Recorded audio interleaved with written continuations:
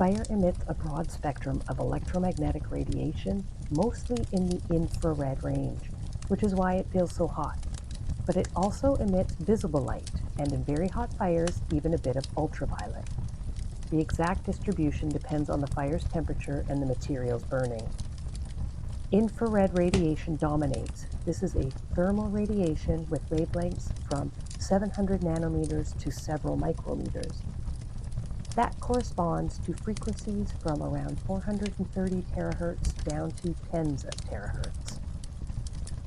Visible light from fires spans roughly 400 to 700 nanometers, violet to red, or about 430 to 750 terahertz. The orange-yellow glow you see is due to black body radiation and excited particles emitting photons as they return to lower energy states.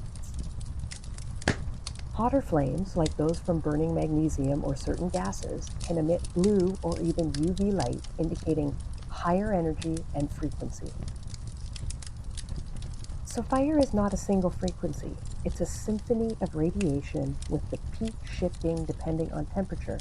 Think of it like a glowing orchestra of photons. Sound frequency of fire.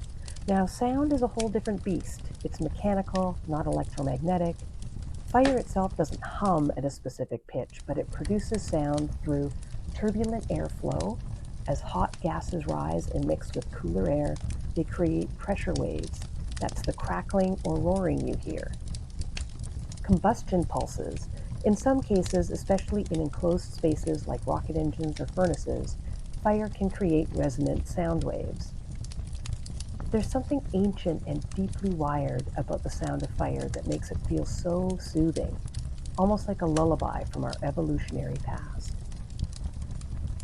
Researchers suggest that the crackling and popping of fire taps into a primal sense of safety and comfort.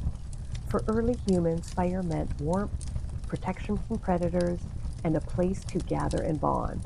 Over time, our brains may have evolved to associate those sounds with security and social connection. In fact, studies have shown that listening to a fire, especially with the sound on, can lower blood pressure and induce relaxation, more so the longer you listen. It's a multi-sensory experience. The flickering light, the warmth, the scent of smoke, but the sound in particular has a rhythmic, almost hypnotic quality.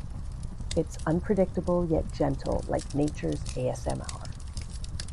That randomness keeps your brain engaged just enough to stay present, but not so much that it feels stressful. So when you're sitting by a fire and feel that wave of calm wash over you, it's not just in your head, it's in your history. Interestingly, researchers have found that low-frequency sound waves, 30 to 60 hertz range, can actually extinguish small flames. These base waves disrupt the flame's access to oxygen by pushing the air around, essentially starving it. It's like a subwoofer to smother a candle. So while fire emits high-frequency light, it can be manipulated or even silenced by low-frequency sound. Kind of poetic, right?